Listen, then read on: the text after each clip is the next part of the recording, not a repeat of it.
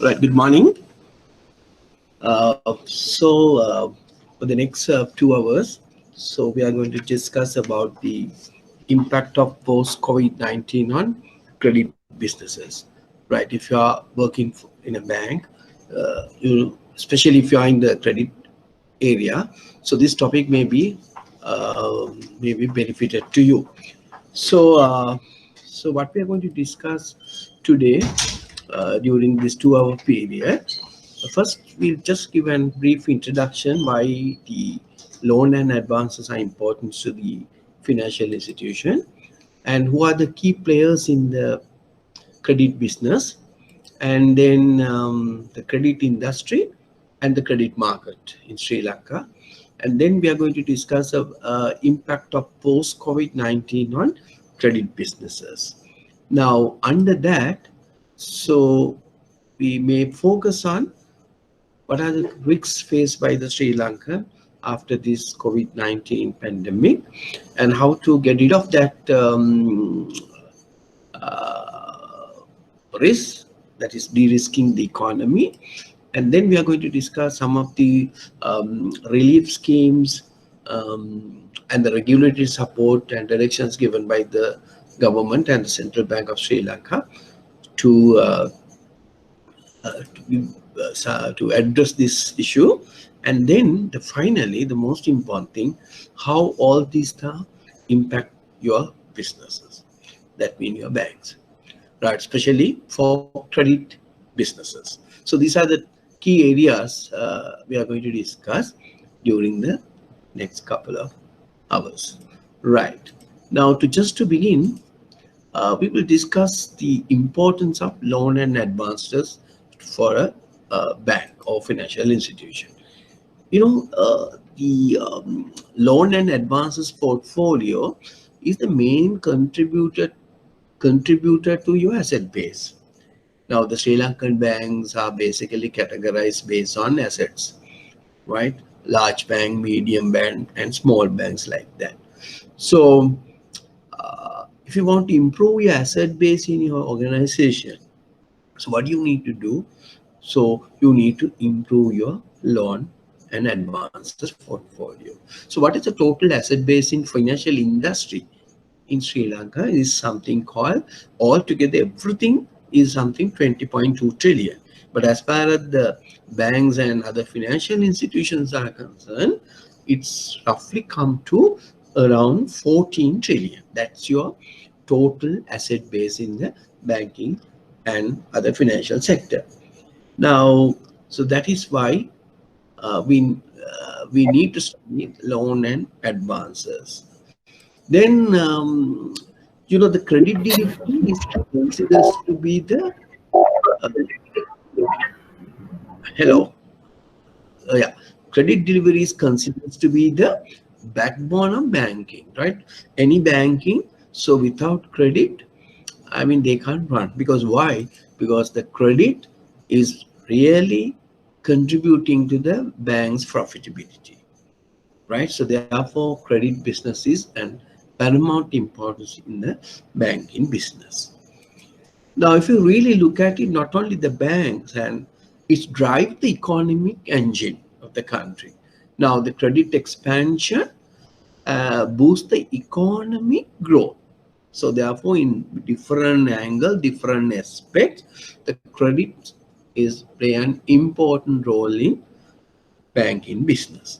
Now, if you really look at it, how credit creates GDP, contributing to the GDP, we have noted that from the statistics available with the central bank. So how nominal GDP contributed by credit growth, right? And the Sri Lankan credit, the Sri Lankan economy. What is the value of the Sri Lankan economy is something called around 84 billion at the moment, 84 billion US dollars. In terms of a Sri Lankan economy, it's something around 15,000 billion rupees. That's the Sri Lankan economy, right? Then if you really look at it, percentage of credit GDP with as indicator of financial deepening of the economy. To what extent the financial business deep in the account, deep in the economy is contributed by the your credit. And so from 2013, and we had around 26.4%, but in 2018 it has moved up to 38.7, but the last year it's marginally increased up to 38.6%. So that is the GDP contribution for economy. If you really look at it from the country versus other Sri Lanka versus other countries in South Asian market, so you look at it from the Thailand, Malaysia, and Vietnam especially. So the contribution from credit to the private sector credit to GDP is playing important. It's 133 to 120, 133%. The credit is contributing to the GDP. But as far as Sri Lanka is not much, so there's an ample opportunity for us to improve our GDP because of giving more credits to private sector. Right. Now that's give you a basic understanding about what you mean by why the credit business is important. You as a banker, especially if you are working in a credit division or trading department, you need to know all these things, what is happening in the credit business in today's context and what may be the going to be in the next couple of months, right? And okay, having understood the importance of credit to the financial organization, now let's look at it. Who are the key players, right? Who are the key players in this credit market? Now, money lending is mainly carried out by in Sri Lanka, so licensed banks. Now, if you say licensed bank, there are two types now: commercial licensed commercial banks and licensed specialized bank. Now, in Sri Lanka, how many commercial banks in Sri Lanka? So licensed commercial bank in Sri Lanka is basically, we had it in 2019. In 2019, we had around 32 banks, commercial, altogether, commercial, licensed and specialized bank. Now, out of that, we had around 26 licensed commercial banks. But now at the moment, there are two banks are not operating in Sri Lanka, two foreign banks. One is ICICI Bank and the Axis Bank. So therefore, it comes to around number 24. Now, as far as the licensed specialized banks are concerned, you know, in earlier we had around 7. Now the Lankaputra Development Bank was taken over by the RDB, Regional Development Bank, and therefore, and Ceylon Savings Bank also acquired by the National Savings Bank, but as a subsidy. Therefore, Sri Lanka Savings Bank run as a separate entity, but whereas the Lankaputra Development Bank is absorbed to the RDP, therefore it's moved from 7, it has come down to 6. So altogether we have therefore is around 30 banks, licensed bank in Sri Lanka. Now, how many licensed finance companies in Sri Lanka? As previously we discussed, end of 2009, we had around 42 finance companies, registered licensed finance companies, and 4 specialized leasing companies. Right now, licensed finance companies out of 42, you know, in last May 22nd, the license was cancelled by the Central Bank of Sri Lanka, the finance company. So then it comes to 41. But there are other 2 finance organizations, financial companies, they are not cancelled yet, but they are not operating in Sri Lanka. Those are what you call the ETI Finance and Swarnam. So therefore, altogether, there is a licensed finance companies are now at the moment is 39, and then there are four leasing companies, and then we move to the licensed microfinance company. Now they have to register and Microfinance Act 2016, only three finance companies are registered. That's why we call the license, right? And then those are what the three companies we call them as Beridina Microfinance Company and Lakjaya, and then Dumbar. So those are the three registered. But apart from all these registered licensed financial institution, we have a lot of microfinance, informal microfinance organization is around 20 to 30 odds, right? And then we have again something what you call corporate rural banks and thrifts and credit cooperative society. Those are comes under cooperative commissioners department under that. So there are of course also we have around 23, the 23 basically 23 like this, in if it is in a lot of cooperative societies and Grameen banks or lot of other fisheries societies, all are considered comes under that. And then there is comes to around 20 odds. And in Sri Lanka there are also some Samudri community based banks also granting loans. So these are the key players in Sri Lanka who are offering credits to the Sri Lankan market, right? You got an idea about who are the key players, but the key players are mainly, uh, are basically from the registered or licensed specialized licensed commercial bank and specialized bank. Okay, having understood the players, right? And now we move a little bit towards the industry. Now, how the credit industry is moving, how credit industry is growing.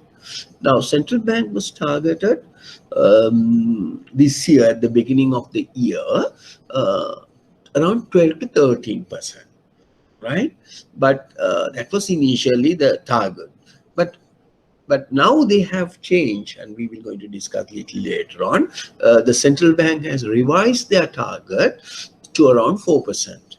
So what happened due to this prevailing pandemic situation? But they're expecting to go 10% in next year. But even the last year also not done well.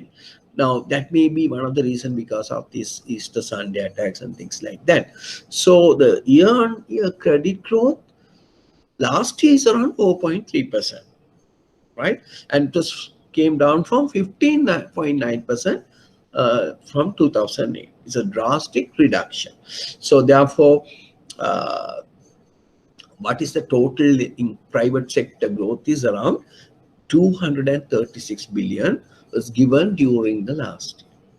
So that means not enough as far as the accumulated asset base is concerned, right? That is the industry. At the moment, the industry is, in fact, till March, April, it's gone on 4.4%, but now again come down to around 3%. Therefore, the central bank has revised their credit growth targets, something called 4%. So that is the industry, how industries move. Now, if you look at it from this central bank statistics, credit granted by the commercial bank to the private sectors come down, right? And with compared for the last years. Now, why? What happened? Now, what happened to reduce these credit market or credit growth? So there are a lot of factors are contributing to this. So one factor is the macroprudential policy measures introduced by the government to curtail importations of motor vehicles. The balance of payment issues and trade deficits there is going up. So in order to reduce the import, what happened? So they have restricted importations of vehicles. So therefore, definitely the credits given by to that sector impacted. And also another important thing is that LTV ratio also changed it.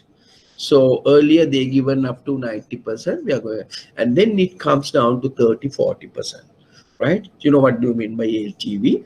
The loans granted to vehicles. And also we had a high lending rates, right? The government or the central bank took early measures to reduce the lending rates by giving a fixed ceiling to deposits. But what banks done? Banks have reduced the deposit rates, but not the lending rate. So therefore, central bank changed the policy from they take off the ceiling of the deposits and they impose the policy for lending, right? And if you really look at another point, and that's the political instability, because during the last part of the year having the elections, and that also may impact the credit business in Sri Lanka. And then we had some negative sentiments caused by the Easter Sunday attack in April. And you noted with all these things in 2019, so there's a vehicle registration dropped by 27.2. So these are the some of the factors which are contributed to the drop in credit business in last year. Okay, so what the government is what government want, because government want to activate the credit business, then only contribute to the national economy, right? Okay, so now we look at it. What is our credit market? Then we are going to look at it. So what is our credit market in Sri Lanka? Right now, it was approximately around 9.3 trillion. So now what is our total asset-based banking and sector is around, we discussed, around 14 trillion. Now out of 14 trillion, now what is the contribution for credit is 9.3. I told you earlier, the asset base mainly contributed by the loan and advances. So our asset base in the banking and the financial credit sector is around 14 trillion. So 9.3 is contributed by from the loan and advances. Right now, just look at it. How much banking sector contributing to the 9.3, right? And of course, we know 8.1 trillion is usually contributed to the loan portfolio of 9.3. And whereas the licensed finance companies and leasing companies are only contributing to 1.5.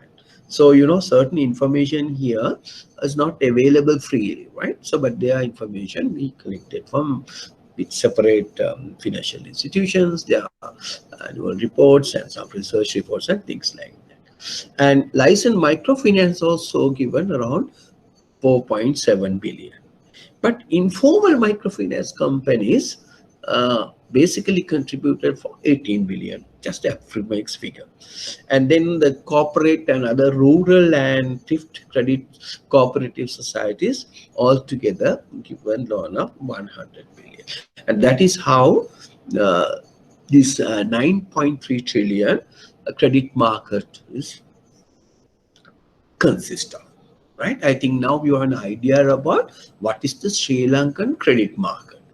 And if you really look at it from the banking sector, loans and advances, I think if you are working for a bank, you know what is your credit portfolio. So you need to know, if you're, especially you are in the credit business, right? What is your total portfolio in your bank? And you noted that from this figure, if I just highlight some of the information, now the uh, Bank of Ceylon is around 1.6 trillion, and then the next guy is the People's Bank, 1.3. Then commercial banks are given around 900 worth of loans, and then HNB is next, is around 775 billion, and then Sampat also given close to 700 billion, and NSP has given around 455. Then NTB and Ceylon given around 380 billion, NTB 240, RDB 130 billion, like that. These are the total loans given by individual bank. So that is how it's contributing to something called 9.2 trillion. Right? Now you noted that out of total of 9.3, 65% are basically contributed by so-called those large banks. Now in Sri Lanka, I told you banks are categorized based on the assets. So who are called the large banks are basically Bank of Ceylon is having asset base of 2.1, 2.2 to 2.3 trillion, and then People's Bank is asset base around 1.7, and then commercial banks also having 1.2 something, and the NSP, and then the Bank of HNB and the Sampa. Those are we call large banks, right? Those large banks are basically contributing to 65% of your total loan portfolio in the country, total market. Whereas the state banks out of that also is contributing around 42%, right? It is 42% to the entire loan market in Sri Lanka. Clear? I think now you have an idea about, you must be knowing your own banks, how much is your credit portfolio, but I'll just give you some information, some statistics for you to understand where are you now against your competitors and what is the total credit market in Sri Lanka. Okay. And if you further analyze these figures, the banks are given, loans are given for certain areas. So loans are given for certain areas. You get the loans are given by the banks. I told you around 1.1 trillion. So these areas they have given for consumptions, construction, manufacturing, like that, different sectors, branches, banks are giving loans. Now, if you really look at it, the total loan portfolio about the housing loan, and mind you, this is an rough estimates is collected from your annual report, right? So what is the total housing loan market in the Sri Lanka is at the moment is around 500 billion worth. Then if you really look at the pawning, you know, the pawning has picked up. We had a bad time about the pawning, but now last this corona full pawning business up, and at the moment is around Sri Lankan pawning market also around something called 300 billion. Now from that you know who are the market leader. Now if you really look at the housing loan, you know who was the market leader. No, market leader thinks who's NSB or Bank of Ceylon. At the moment is something Bank of Ceylon is having little more than the housing loan market, and then next is what you call the National Savings Bank as far as the housing loans are concerned. And then the you know, the pawning business, again the number one is of course the People's Bank is around 100. Out of these 300, almost 40% is contributed from the People's Bank, and next the Bank of Ceylon around 670s or and then to next to NSB, and then to I think is the HNB, and then the Sampan. So this is how the phone portfolio is divided. And then the leasing business, of course, is around in Sri Lanka, something around 290 billion market, right? Now, credit card market is around 122 billion in Sri Lanka. And if you really look at it in the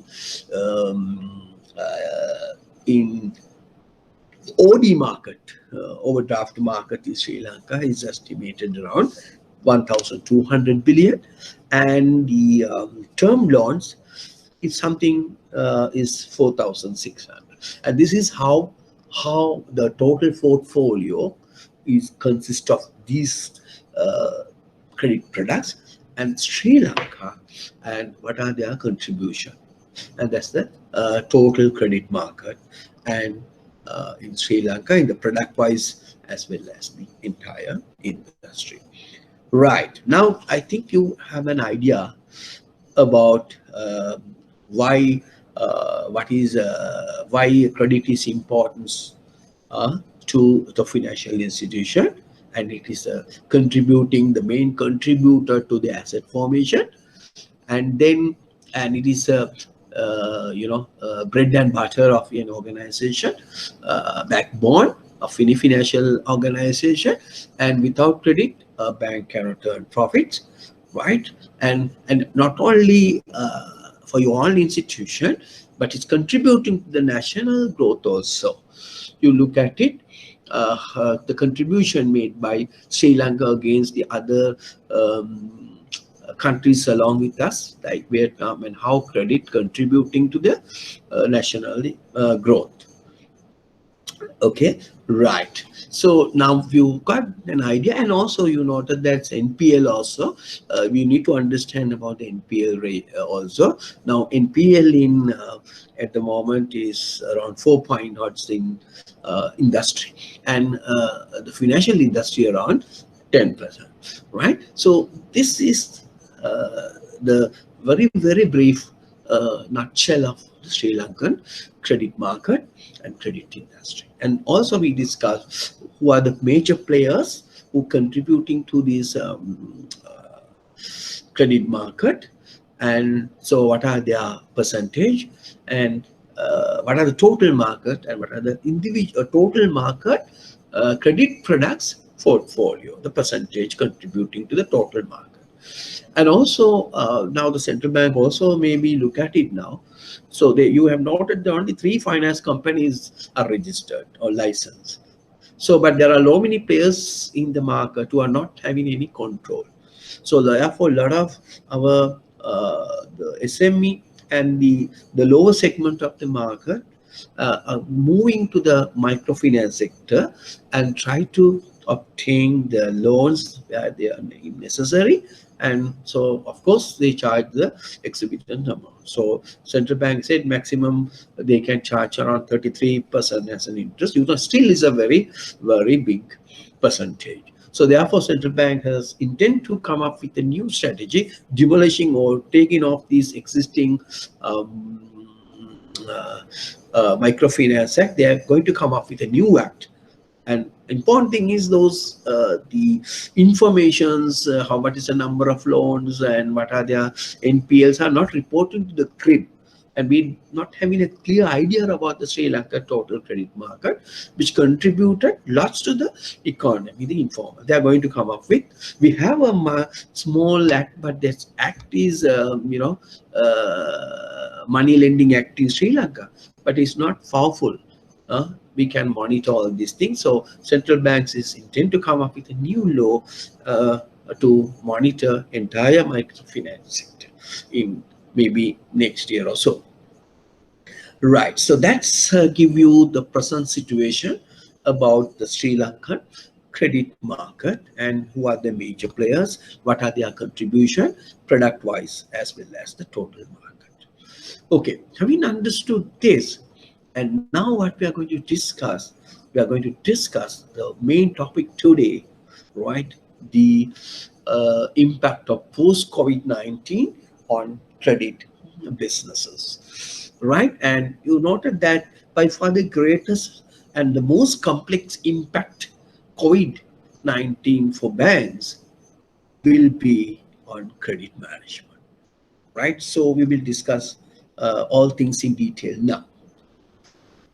Right. So the delight is identify four potential avenues adverse business impact because of this coronavirus. Right? They impacted the entire supply chain, market disruption, impacts on market, and impacts on production, and of course the impact on psychology as well. So these are the four main area this famous delight identify in this coronavirus. Right. Now, today the pandemic has left an unprecedented trial both on humanitarian and economy. Now, what's the job of a country's administrators to balance between humanitarian aspect, the social health aspect, and the other side is the economy. So we can't improve the economy and then without damaging to a human being, human health. So therefore, country need to balance both human aspects, human health aspect, as well as the economy, right? So therefore, in order to balance it, so the regulators as well as the government has taken some steps, right? Okay, and otherwise the impact is going to be more. And downturn in any economy, as we discussed earlier, we have identified very clearly. So it's impact the credit business. That is the important things, right? Earlier we discussed the relationship between economy and the credit growth. Okay, right. Now let's look at it because of this COVID-19. What are the risks faced by the country? What are the risks faced by the country? Post COVID-19. So economy of Sri Lanka as well as the world, and how it impacts the various sectors, right? We're just going to look at it very briefly. What are the risk factors contributing because of this pandemic? Okay, let's look at the Sri Lankan economy in 2020, March onwards. Now, so, SDFR and SLFR has come down to 5.5 and to 6.5. GDP overall fiscal deficits may be going up to 8.9 to 10.7 sometimes. And then the debt to GDP ratio is moving from present 8.6 to maybe to 93%, or maybe for 100% next year. So what is our official reserves? Now at the moment is 7.6, but it can come to 5.5. So some key factors, and most important thing is the economy growth. What are you expecting?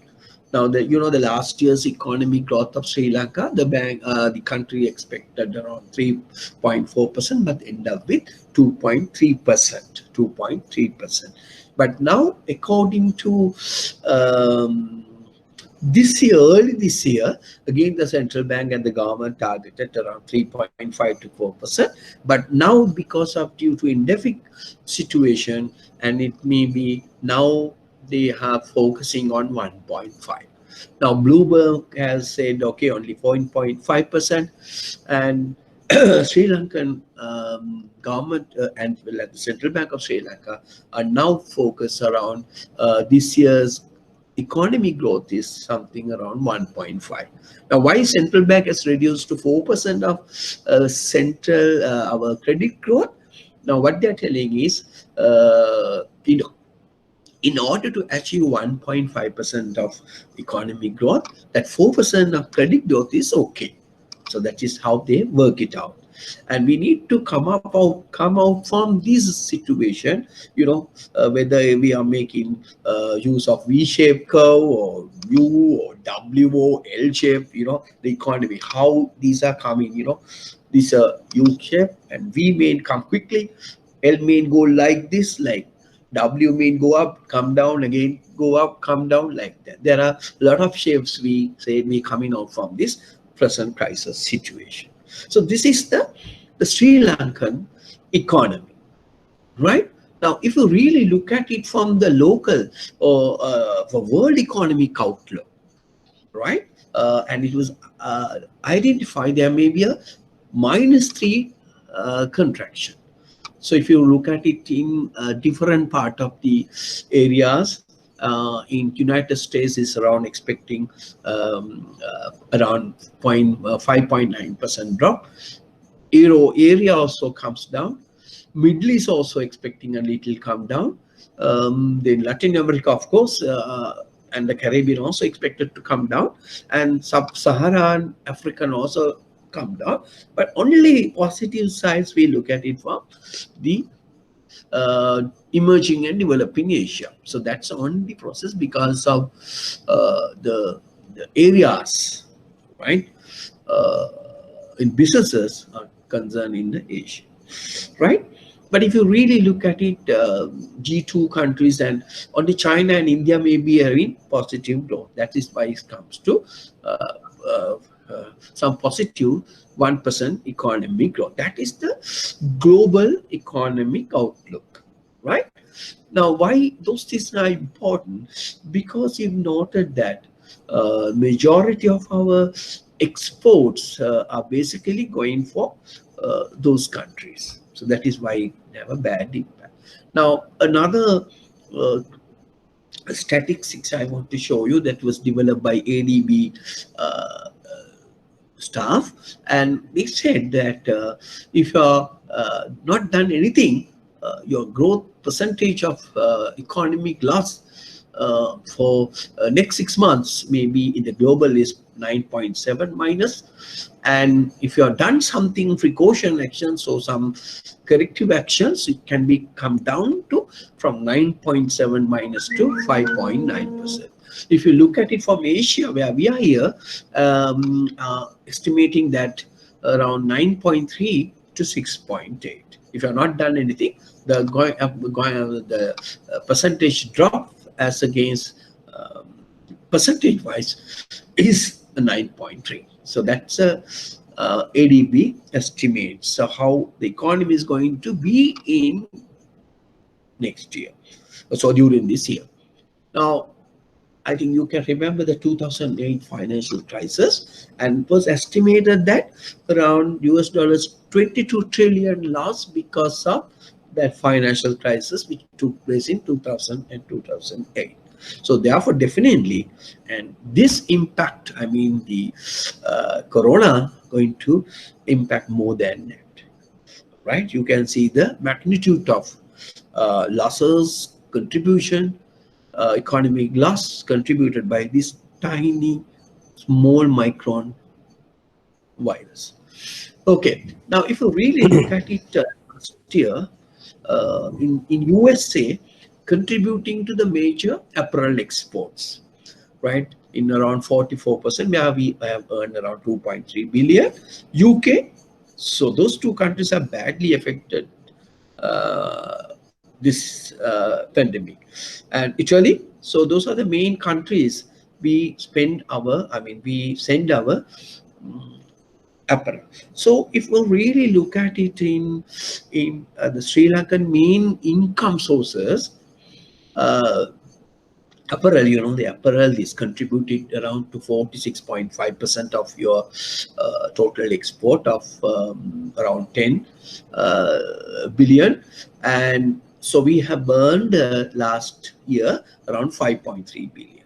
Now, tourism, also we received last time 3.6.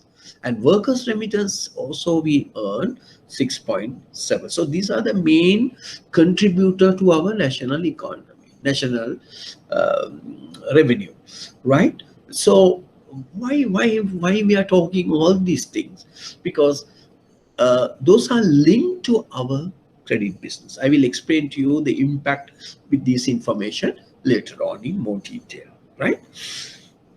Okay, so now if you really look at it from the remittances for the first 3 months has come down already for decreased by 32.3%. You see the impact, right, with this corona. And then you see the tourist arrivals also comes down. Of course, April there's no tourists in Sri Lanka. 2018, of course, is more than 2019, but this year it can be further worse. And if you look at for the first 3 months of 2020, the trade deficits, it's widening. Because why?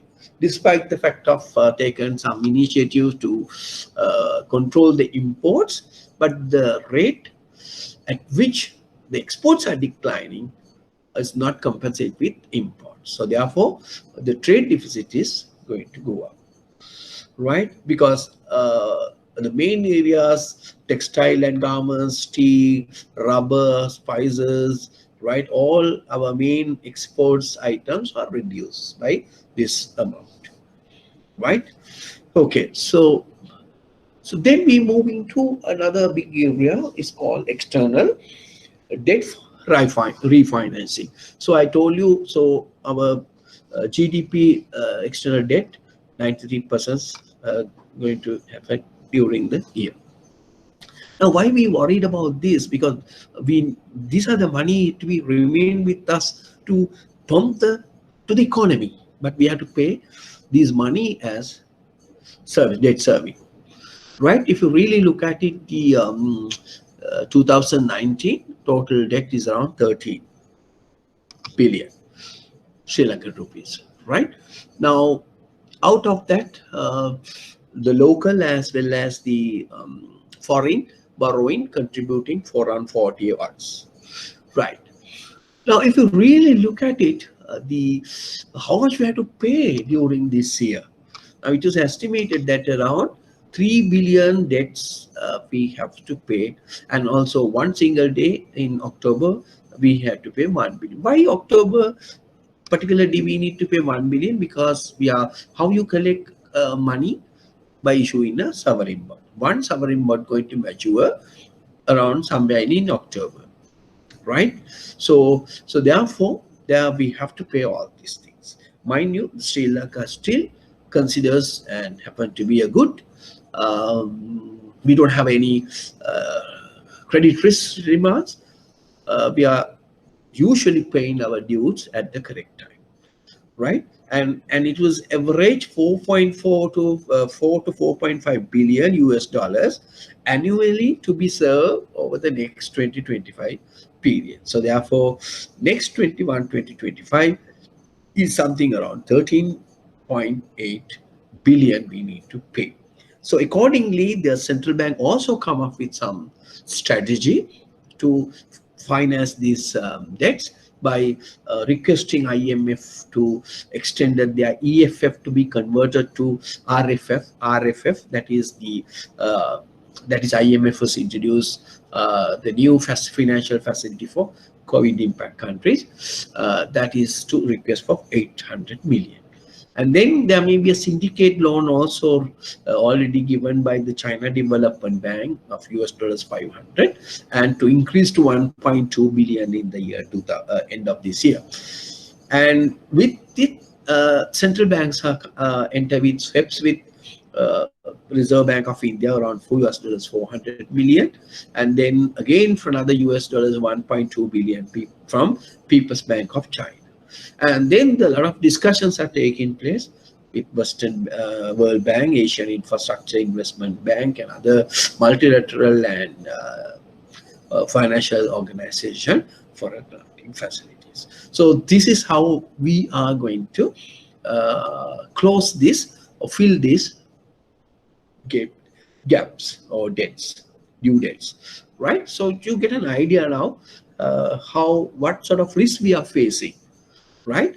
Now if you really look at it from as I told you earlier in the beginning, so our credit increase first 3 months, right?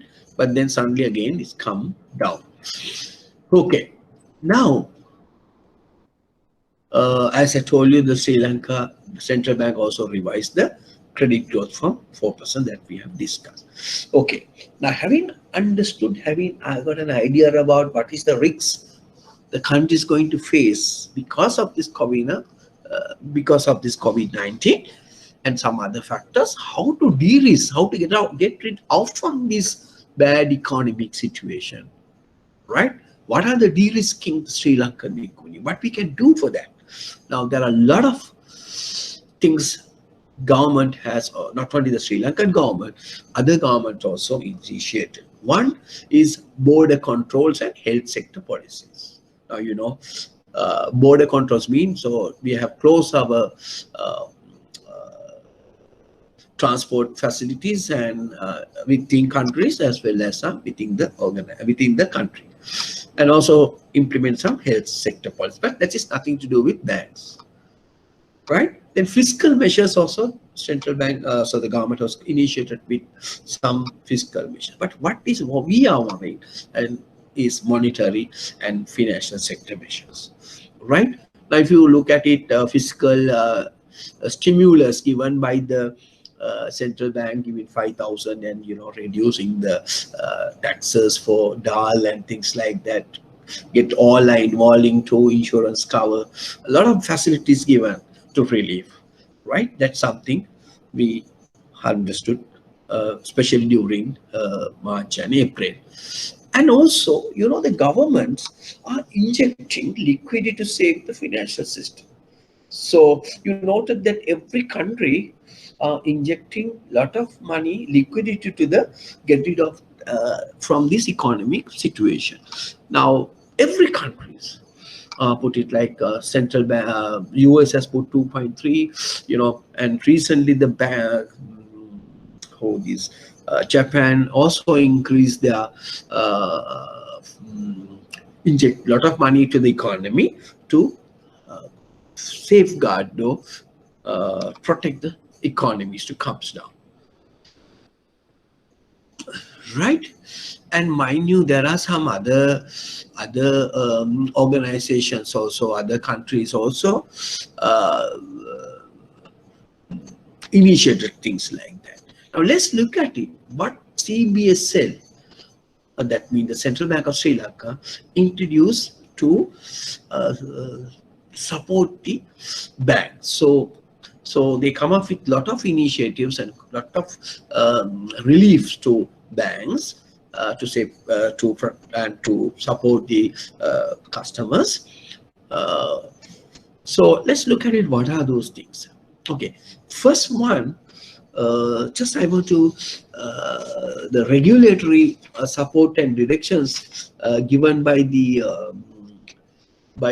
Central Bank of Sri Lanka. So what they have done, they have reduced the policy rates. They have reduced the policy interest rate. Now, you know what you mean by a policy interest rate? Mean standing deposit facility rates and standing lending rate by 150 basis points. In fact, before we end up, when you started with the year in 2019, that was in 8 to 9%, right? And now it has come down to presently for 5.5 and 0.6.5. Now, what is the purpose of bringing down this government policy rate? Basically, to reduce your AWP, so your lending rate.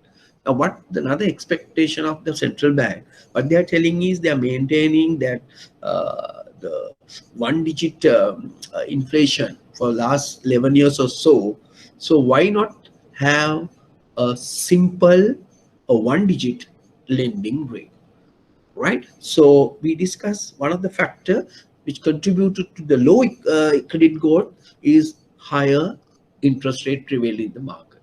By reducing the policy rate, right? So we can give loans, the banks can give loans at a lower rates, right? They're expected to come down that figure to basically for one-digit number, right? And not only Sri Lanka, but other countries also adopted similar policy cuts. Like there are 14 or 65 countries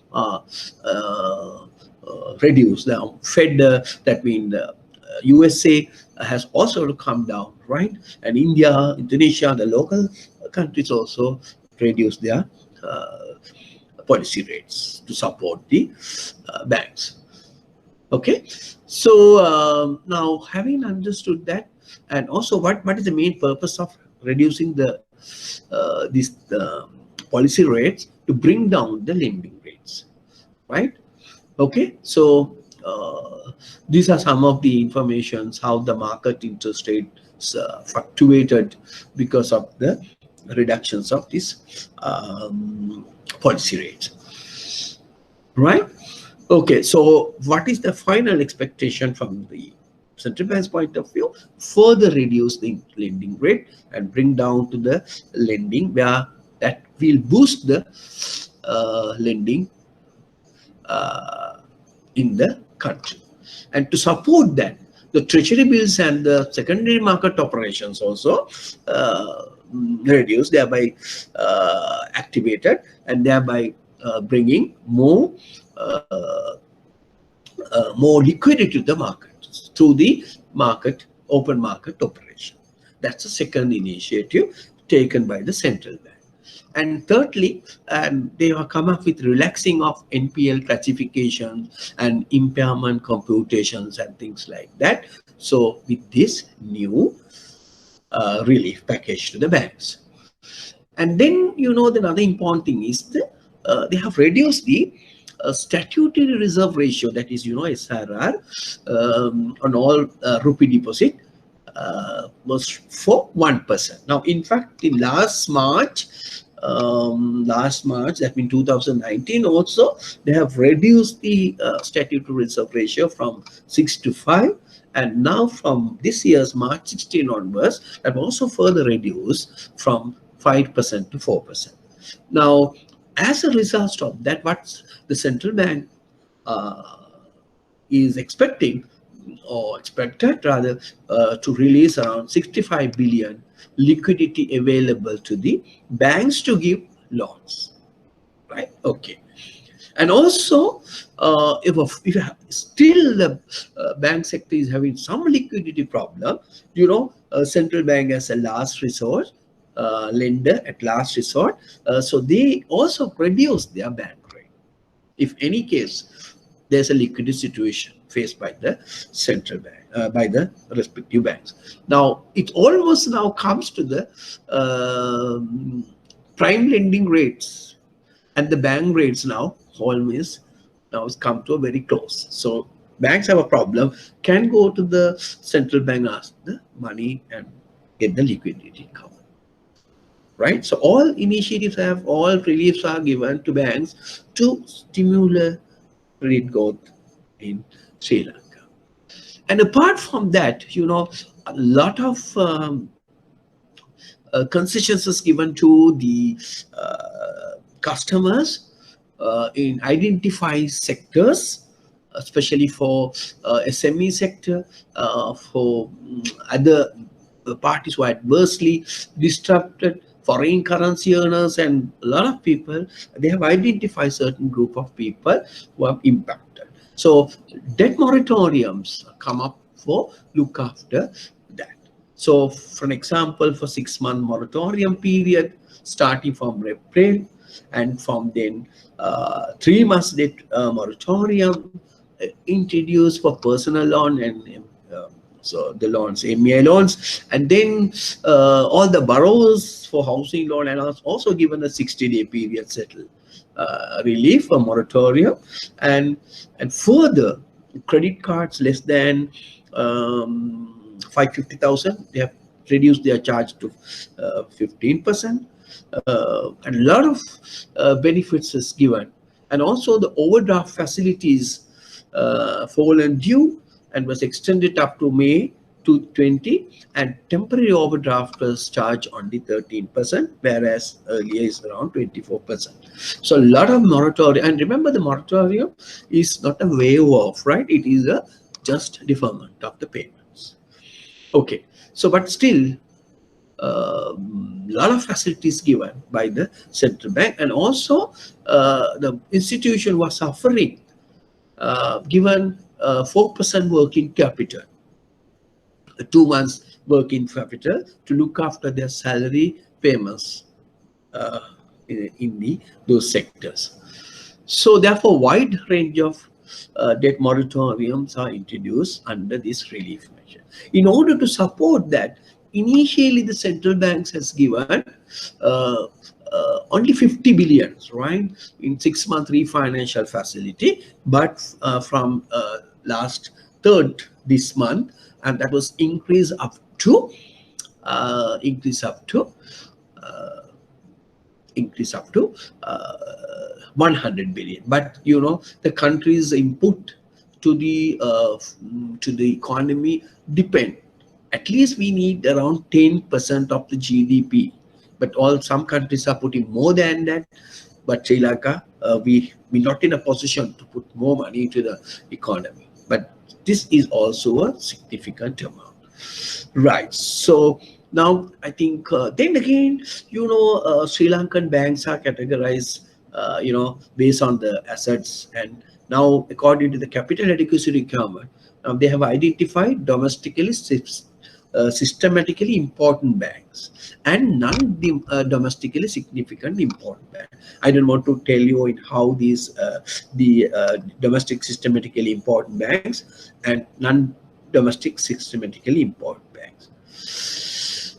Right. So the capital adequacy ratio, usually every banks need to maintain 12.5. So top of that, significantly important banks to add another 2.5. And Sri Lanka, we have buckets ranging from 3 buckets from significant important bank, domestic significant income banks. They have 3 buckets. So they have 1 bucket, only 1%. And then bucket number 2, we have a high absorption ratio. You have to maintain 1.5. And the third category is 2%. But Sri Lanka, only 2 banks comes under the bracket 2, that is Bank of Ceylon and Commercial Bank. So they need to put 12.5% plus 12.5% to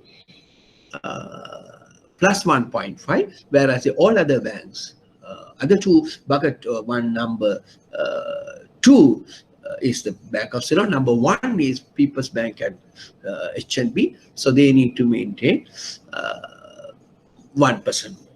And all other banks need to maintain 12.5. Now, because of this facility, they have bring down the capital conservation buffer by 100 basis points and 50 points. Based on that, so they are expecting, the government is, or the central bank expecting to raise 400 billion extra for lending, improve their lending capacity by reductions of this. Okay, so this is how this happened. So that's a lot of facilities, a lot of reliefs are given to the bank, right? And also, a lot of measures have introduced to the reduce the pressure on the balance of payment. Accordingly, so they are not they are restricted of importations of goods from another country by reducing the LTV by certain vehicles, and also they have charged high duty for certain items. They are not given permission to import certain items.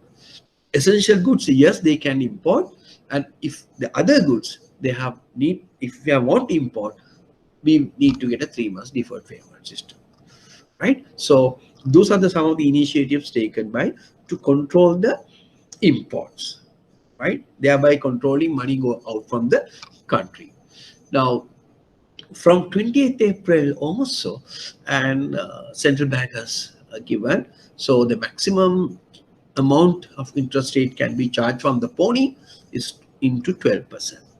And also, and they are differing the requirements to enhance the minimum capital requirement. That is supposed to be, you need to maintain 20 billion by the commercial banks, foreign banks is 10, and 7.5 billion in the specialized bank. So that also they have basically deferred for 2020.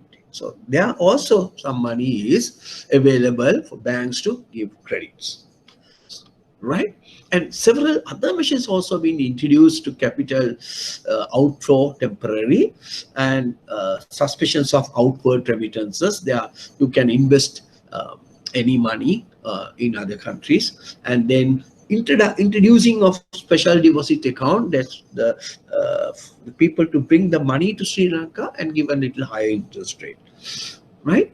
And also the state banks was given special instruction by the secretary to the president, and what are the areas you need to concentrate on, right? To give maximum loan ticket size to 25 million, not to concentrate on large volumes, large loan tickets, and to get the maximum benefit from the bank's refinance schemes, and also uh, not to issue large commercial loans, and also give some concessions to the people who send the remittances, not to charge the bank rates and things like that, and requested also for recovery actions to the people who are given pledge loan, try to recover soon, uh, uh, and then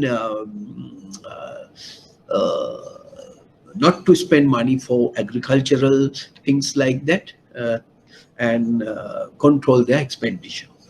And then also in CBLs and directions given in May 17th, uh, to basically considered certain assets as liquid assets, thereby reducing the computing SLAR, right? Till 30th, they have identified certain assets can be considered as liquid assets, right? Okay, then under Basel III, so there are two new things introduced to manage your liquidity requirement in the bank.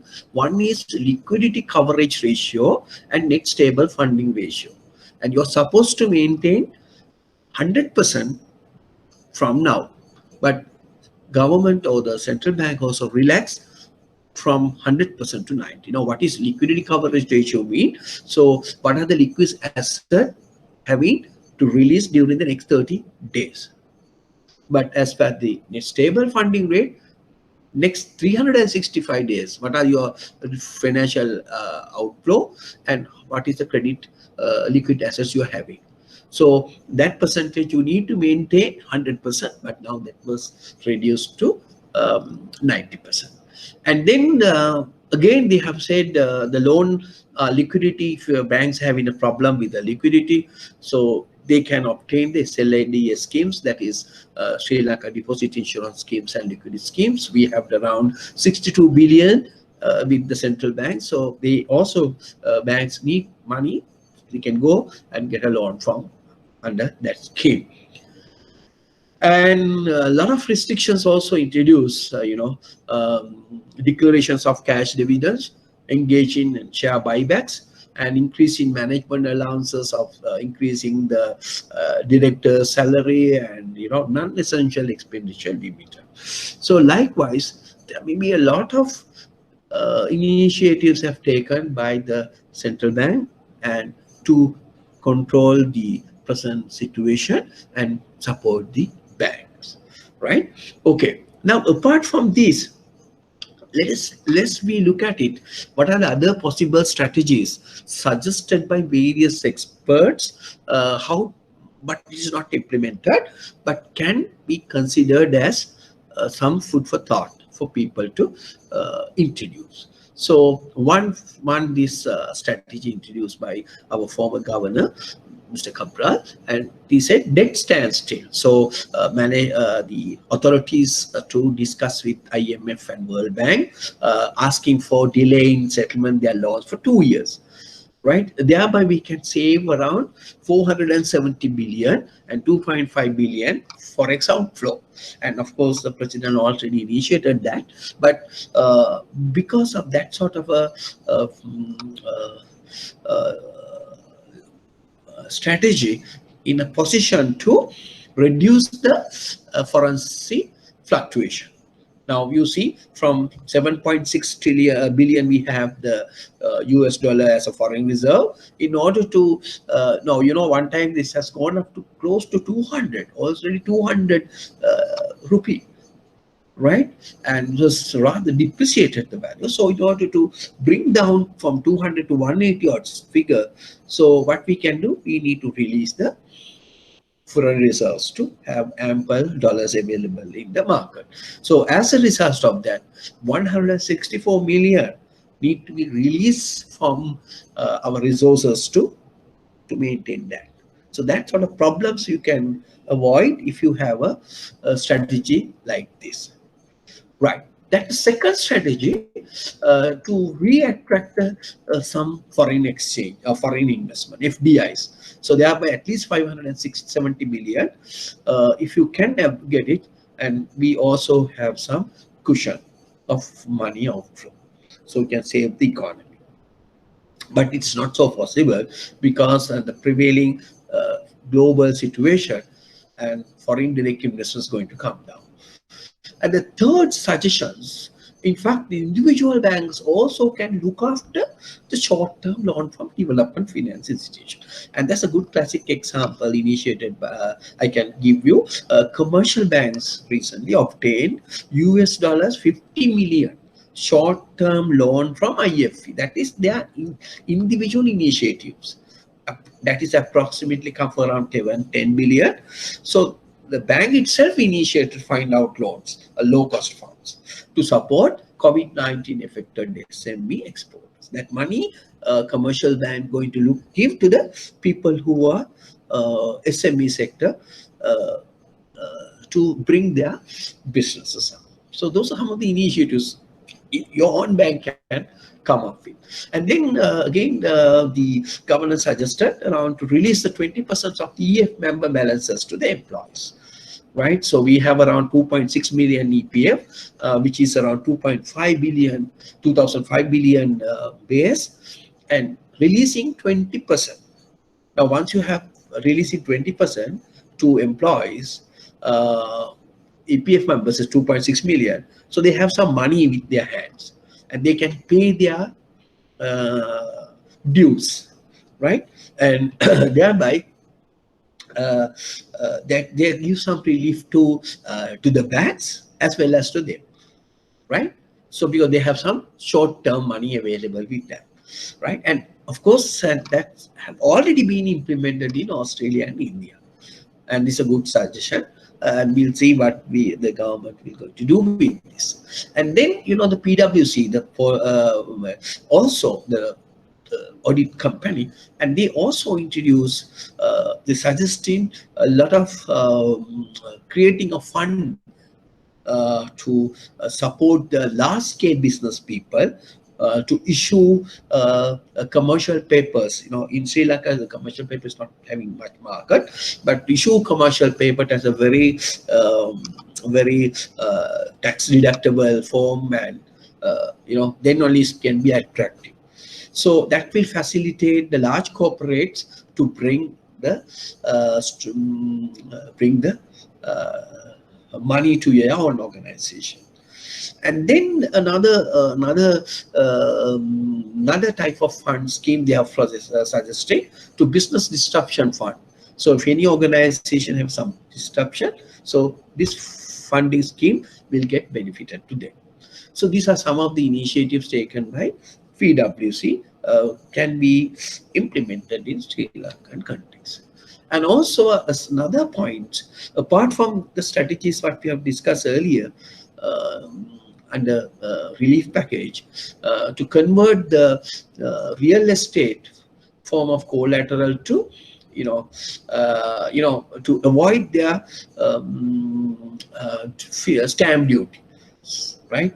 So it is very difficult to convert to money, liquidate. So we can remove this stamp duty and you can give more loans and keeping the real estate as a security.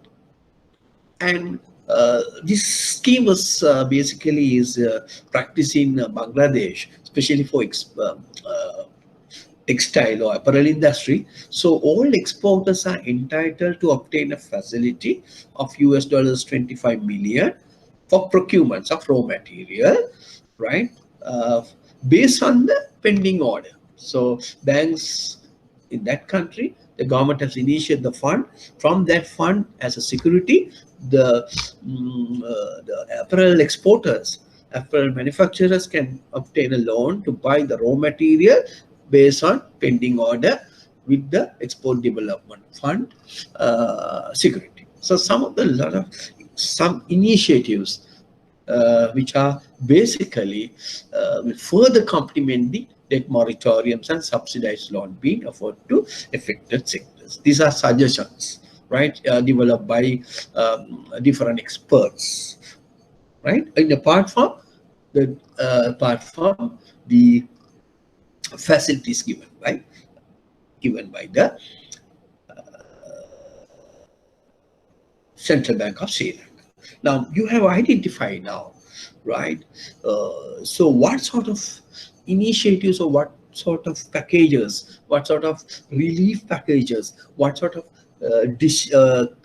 directions, what sort of concessions given by regulators to come out from this pandemic situation, right? And also we have just discussed some of the other possible areas where we can looking to support the further strengthen this relief mechanism, right? Having understood all these things, right, now let's look at it for the next 40 minutes or so, how these factors and how these present situation impact the credit business of banks. That's the important area. Yeah, of course. The first one is the profitability. You know, the major short-term impact of COVID-19 on retail and commercial banking industry, definitely a revenue compression from multiple sources, right? The profitability be impacted from different areas, right? So one way we have closed the business, no businesses, no sales, no operation. There's a difficult operating condition. Definitely performance of the banking sector also going to be affected, and it's impact the profitability.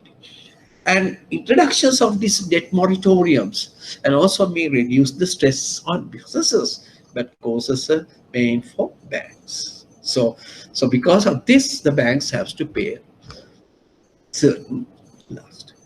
Now banks are now at the moment are working on the impact of the profitability, and I made to understand that some of the large banks are already calculated and calculating the loss because of this debt moratoriums and things like that. This may be something close to some banks are 5 billion, some 4, 2, like that, altogether around 13, 10 billion going to be an impact.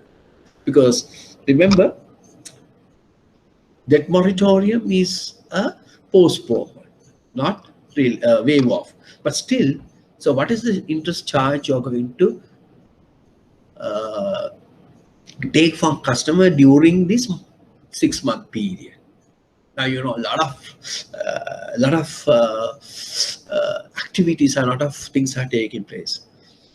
Bank association is asking to charge for 9, but the central bank recently said the EMI loans they may ask banks to charge only 7%. But still there is a gap between these two. So definitely there are going to be a little bit of loss in profitability. But it is impact to all the banks is correct, but individual banks has to take into account. So that's how it affects the profitability.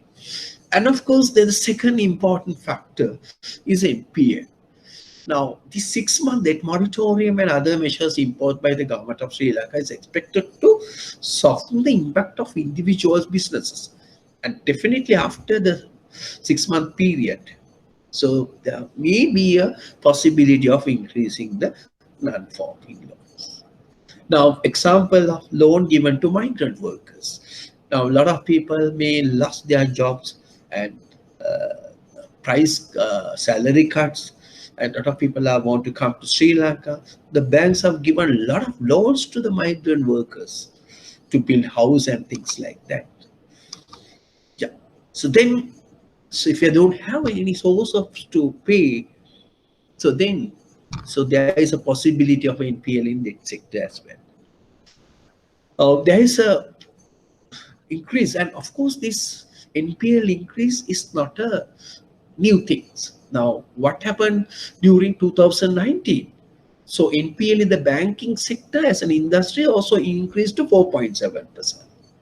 But whereas the finance companies and leasing companies also go up to 10% NPL industry. 4%. Now 2018 is 3.4, it has gone to 4.7, and whereas the finance leasing industry is 7.7 to go to 10.6. Anyhow, it is increasing trend, but this pandemic situation, there's a possibility of further increase of NPL. So that's the impact for banks. Now, as a result of that, then they have targeted around the average figure is going to around 7.2. That's a huge amount.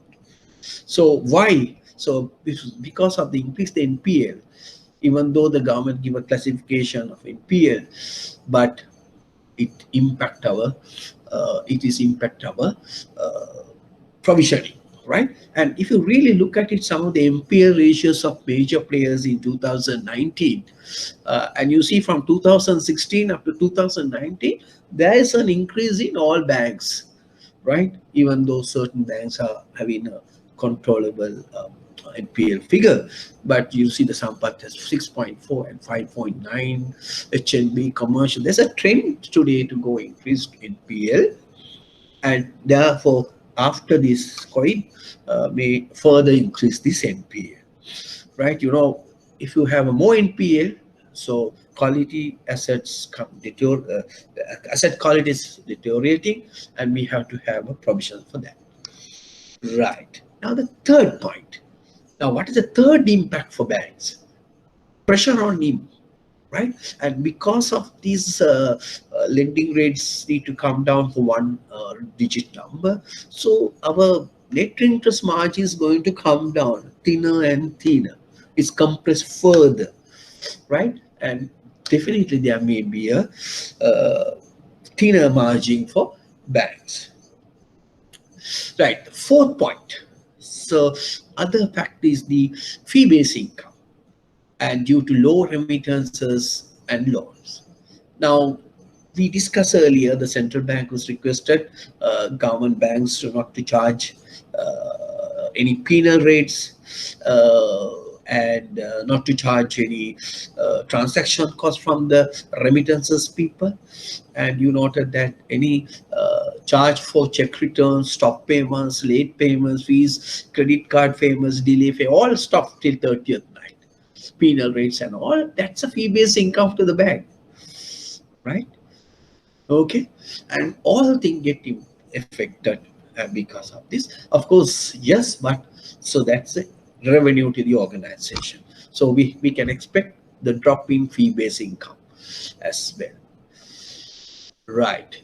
And also remember the worker remittances. Now we discussed earlier. So World Bank forecast around 19% drop this time. So that means another important area we need to look at it. Our figures, right? It has come down from estimated from 6.7 billion to 5.4 billion remittances. Based on that, 1.7 migrant workers and 5 million beneficiaries are going to impact that. What is the total world remittance market? Is around 700 and something around 714 US dollars billion, and then Sri Lankan is 6.7. If you really look at the percentage of Sri Lankan's remittance compared with the world remittance is 1%. From that 1% also comes down, right? And that is one of the factor we need to take into account.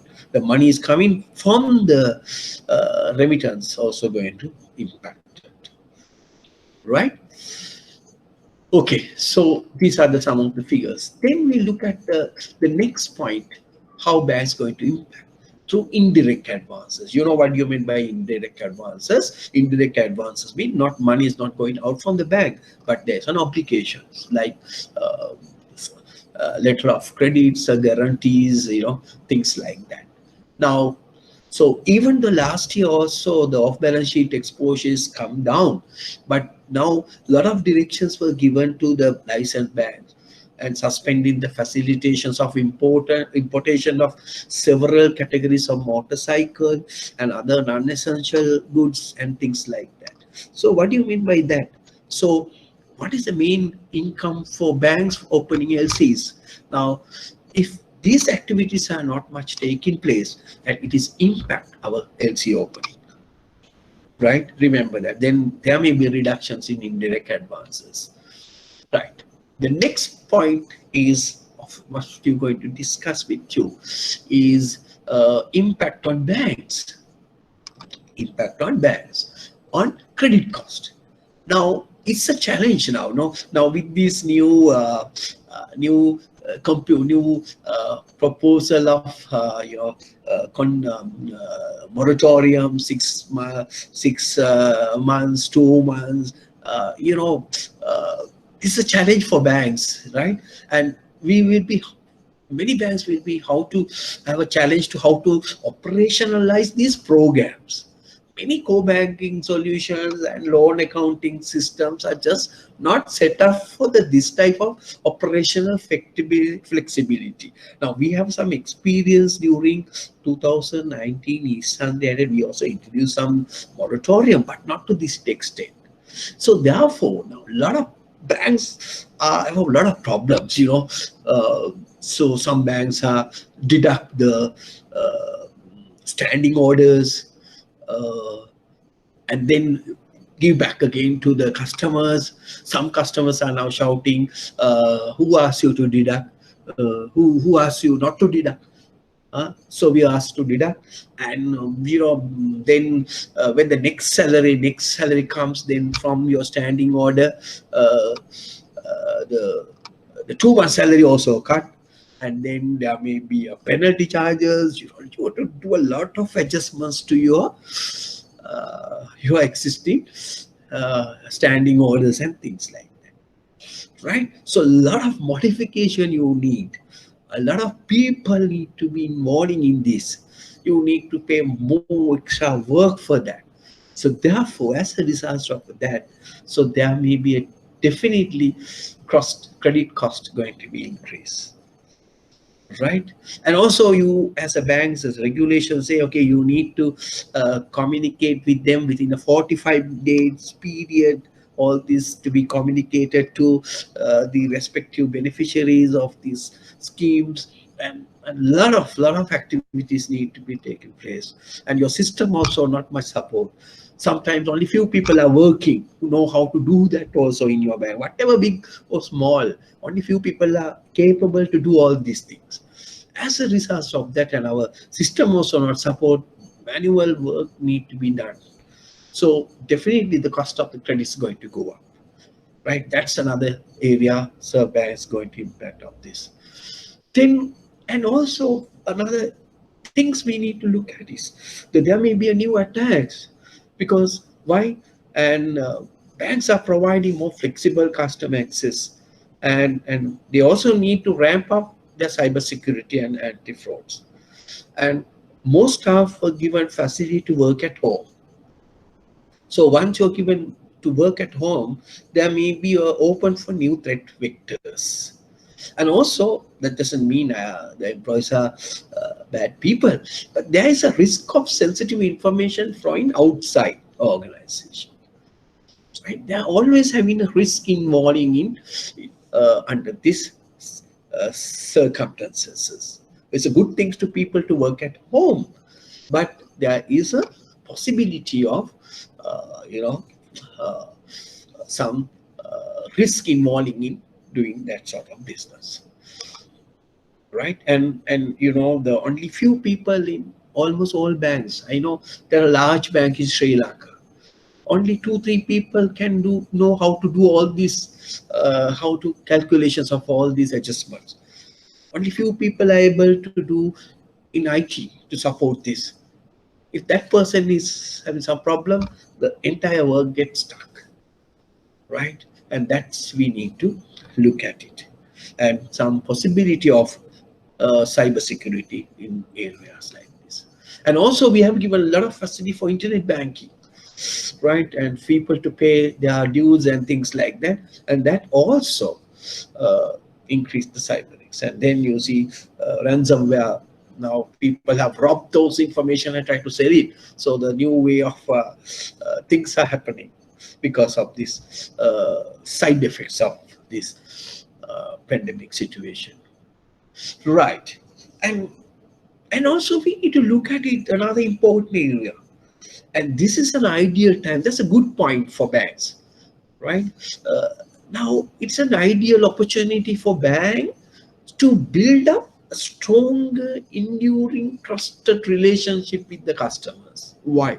And this give this challenging situation, and give an opportunity to the banks to show their understand their customers' plight. Now, customers are in the distress situation and committed to supporting them through the crisis, right? If the clients also will remember for a long time how they are treated during next 6 to 12 months, how they treat when they are bad, right? Now banks is a, bank business is dependent on trust and confidence, no? So so customers are now look at it how the bank is going to look after them when they are the bad food. And therefore, this is an ideal opportunity for bank to build up the stronger, enduring, trusted long-term relationship with the customer by look after them and finding solution when careful considerations the approach of their credit solution. So, and from marketing point of view, it's a good thing for banks, right? Okay, then another. If you really look at another issue which we are facing with the existing rating models, and very difficult to capture the effect of COVID-19. And then existing models may be not be geared to assess the impact of this magnitude. So therefore, stress testing, so our risk guys need to have a lot of attention to these areas, right, of identifying and maybe require closely monitoring the funding and the recovery plans of the credit of the bank, right? So otherwise there may be a lot of risk issues, corporation risk issues going to come. Then also liquidity issues. Now, even though the financial sector liquidity im impacted with these debt moratoriums, although offset to some extent by these new initiatives, but still individual bank can have some liquidity issues, right? So we need to look at it all these things, and a lot of stress testing need to be done, for looking after the weak and relevant areas, right? Okay, so now the 11th point that we are going to discuss in impacts on banks, we need to look after in different lanes. Now, rather than just cross the entire people, so you can look at it from borrower by borrower approach, right? When you're offering some concessions or something to the customer, so we can look after borrower by borrower approach, segment and segment approach, sometimes we call them as, rather than giving everybody. Who are the people who badly impacted, right? We can consider them separately, case by case. That is why I call borrower by borrower approach. The second approach also we now can think on, these are business opportunity for banks, cash flow based lending into asset based lending. Now, say for an example, a classic example can suppose a struggling restaurant person may be housed in a family property, and that has been on for generations. So now might be the time to consider the commercial mortgage to create cash reserves instead of go for cash based lending and move into the asset based lending or loans like that, right? Then so another positive side of this impact on banks, about the people. Now, earlier we think technology is the cutting edge, but now according to Forbes magazine, they said people become the cutting edge factor and become accelerator for one of the greatest workplace transformation. Now you can convert your working environment to the office, so workplace from rowing to rafting situation. Rowing to rafting world. What do you mean by rowing to rafting world? Rafting means take your all employees, especially the credit guys, all other employees as well, is becoming to act as a strategic person and take decision fast, flexible, focus on the spot decisions, change their mindset, they develop their competencies. For that, we may use this tendencies of for employee engagement, get them involved, get them educated, change their skills, upskills, bring more knowledge to the system. That is golden opportunity for change your employees, right? And that's that we need to think positive way. And then, these another important factor in Sri Lanka is merging and acquisition. Merging and acquisition is taking place in the world. And now, based on the PwC Global COVID-19 CFO survey done by the PwC, the impact of outbreak on mergers and acquisition strategies remain not much clear, but according to their survey, still there is a 13% business leaders assessing whether uh, merging and acquisition is going to take place. Right? Why? Because now during this bad food or bad time period, there are some organizations they have a more innovative ideas and things, but they are badly impacted the cash. So therefore, some organization who having the money can go to those places and acquire that company. For that, how banks support? So bank can issue leverage buyouts. You know what you mean by a leverage buyout mean? So acquire the company by using credit. So banks can give loans to that sort of things, but in Sri Lanka is not much, but can consider all these things. These are some of the advantages. And then, as we clearly mentioned, certain drawdown is expected to increase the lending capacity of banks. Now, we discussed earlier reduction of statutory reserve ratio of SR by 1% can available 65 billion to the market, like lower capital conservation buffer requirements reduced by zero point 0.5 to 1 per 50 to 100 basis point, thereby the the money available to the banks is around worth of 400 billion, and deferring the requirement of enhance the minimum capital requirements by another 2 years. And though all these drawdowns are given banks to give more loans, so banks need to get a maximum advantage of that, right? Okay, then the next point, what is that? That more digital savvy customers. Now, because of this coronavirus, people tend to do some businesses, some transaction with the banks and other institutions in a more digital manner.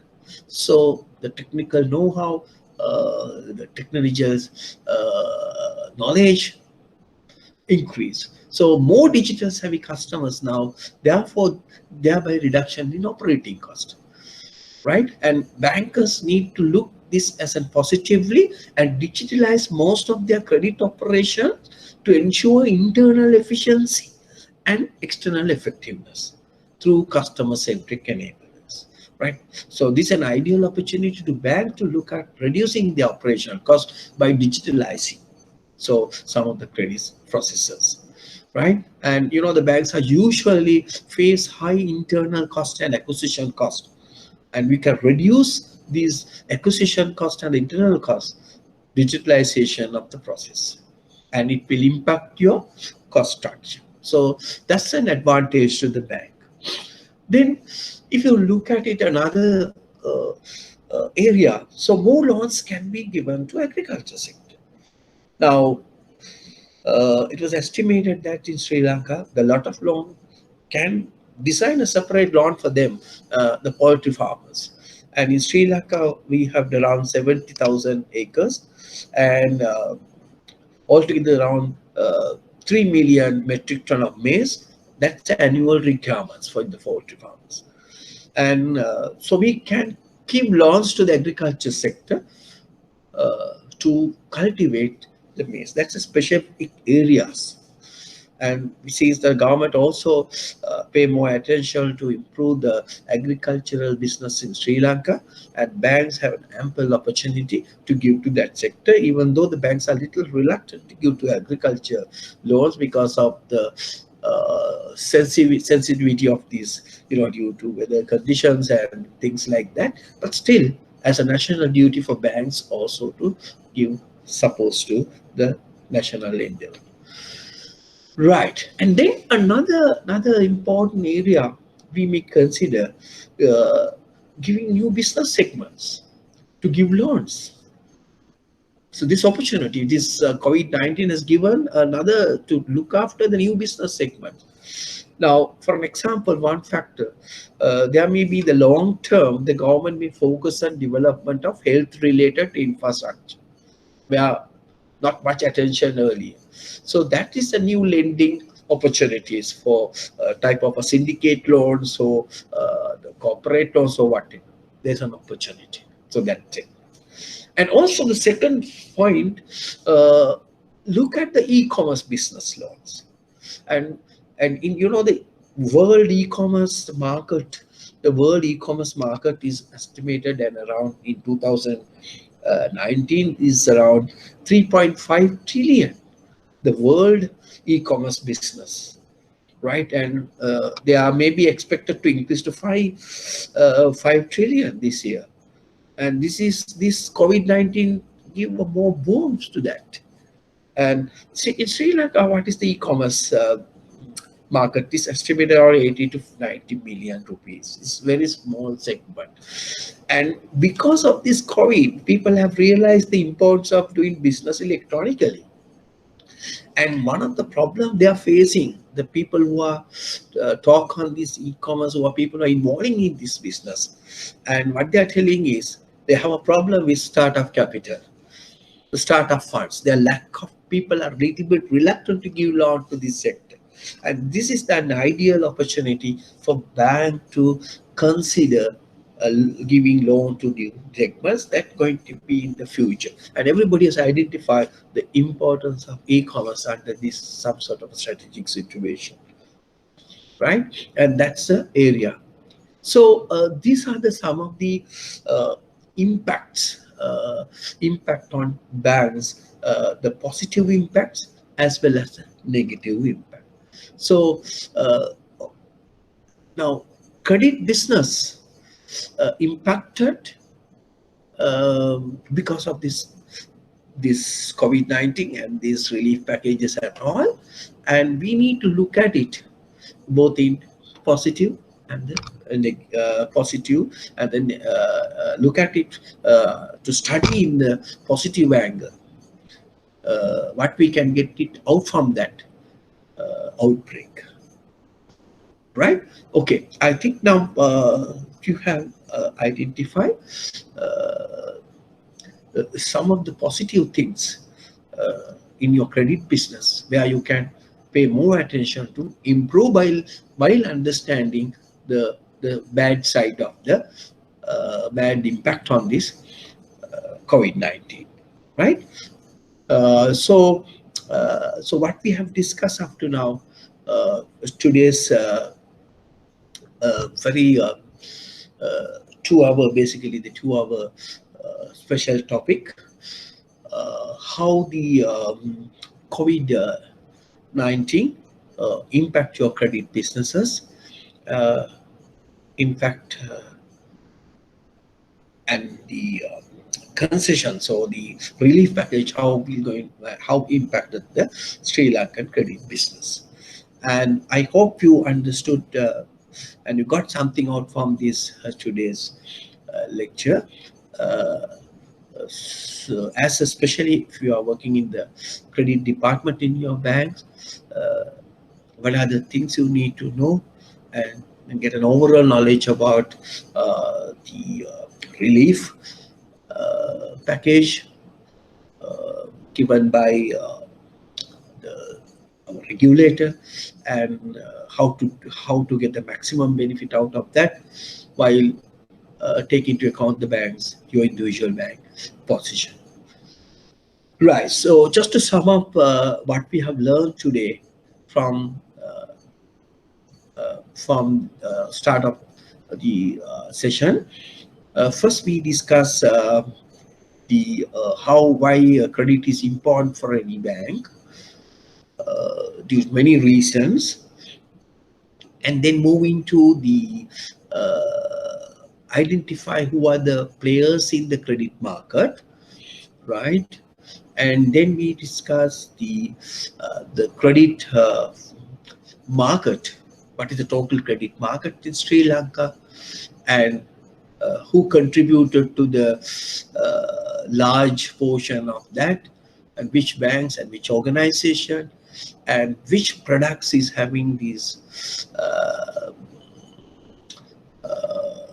total credit market, what are the which products will contribute to more in that market.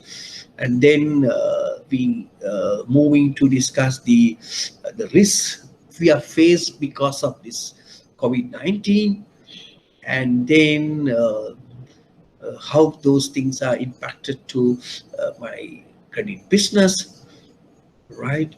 And then we discuss the relief mechanism introduced by the central banks, and then as a result of that, as well as the prevailing condition, what are the impacts, all these things to the bank's credit business.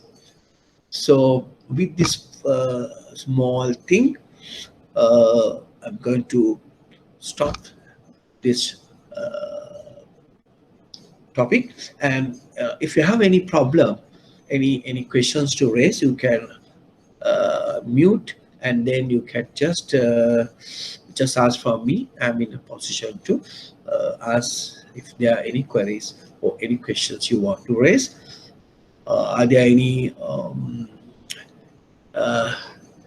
points you need to discuss with me, or you have any issues? I don't know whether you learned something out of this.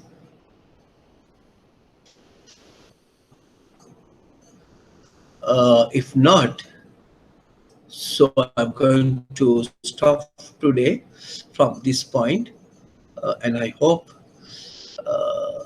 you have got something out of this by listening to me and participating through online. And if you have any problem, just communicate to me on my number is not 777-864-202 or to the IBS. Thank you very much being with me for the last 120 minutes. Thank you very much.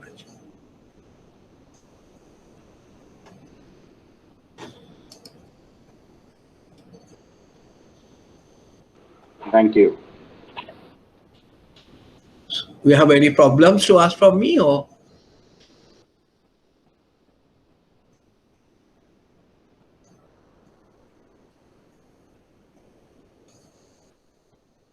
So any questions to be raised? So have you understood?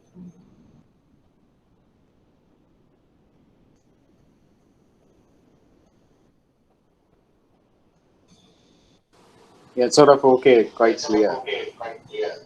Right. Okay. So you got something? Are you working for a credit department in your bank? Not really in credit, but I work for a bank. Yeah, but it's not. But it's okay. Anyhow, whoever, even though you are not in the credit department, you you have working for banks, so the bank credit is one of the key area. So you have gotten some idea about the present situation. Yeah, yeah, yes, very much. Thank you. Right. So any other questions or any other comments to be made? So, Yeah, I have a sure. question. So, can you explain that, especially the microfinance sector in Sri Lanka, they are really badly affected from this COVID-19 situation. So, what are the things they can implement to overcome I this? didn't get clear your questions. Can you repeat it again very slowly? The microfinance sector in Sri Yeah. Lanka is very badly affected from this COVID-19 situation. Yes. Their total operation is, is not practical now. So, what are things they can implement to overcome this situation? Yeah, that's still that microfinance sector, microfinance and the SME sector was given a lot of benefits of this new relief. So they can just go to the particular banks. I think they have not taken any loan. That is what I told you earlier. So Sri Lankan micro sector is not highly regulated, right? You notice the lot of informal guys are there, right? So, and this is Yeah. an also ideal opportunity for regulators to move quickly to this sector, right? And they can get individual requests also from the banks. They may look after. I think there's a specific task force introduced by the government. If they have a separate question, they can put forward to them also, right? That's what I need to understand, right? If you have any personal or some problem they are not faced by, not given support, not given by the financial sector, can go to that special task force developed by the government, right? Okay. Okay. Any other things you somebody want to clarify?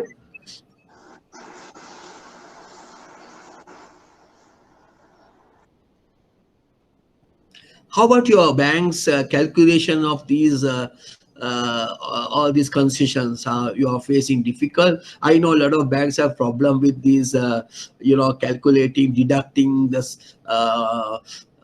Their salaries and then paid back again. A lot of problems, calculation problems.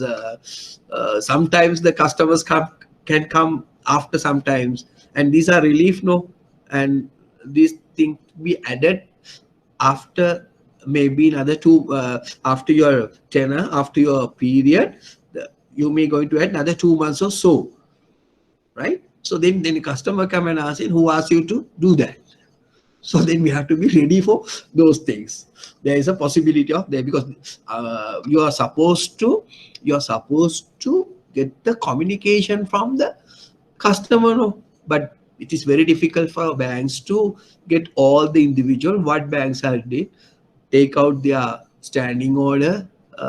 These things, or some banks is around 6,400 standing, or 640,000 standing orders, right? So what they're doing is they cut from everybody. That's the best option. And then again they pay, and then the next salary comes, further deduction the 2 month salary also. There are a lot of calculation issues are facing by the banks at the moment. I think those are some of the issues, practical issues banks are facing, to my knowledge at the moment. So I don't know about your banks are more the same. And also few people are knowing all these things, how to do that. So there's some lack of competency in that area also. Only almost all banks are having 2 3 guys know what to do and how to do. So they people become more. If suppose unfortunately one guy got corona, what happened, right? So I mean, not happen, but then there's a bad situation, right? Okay. Any other things you need to share with me?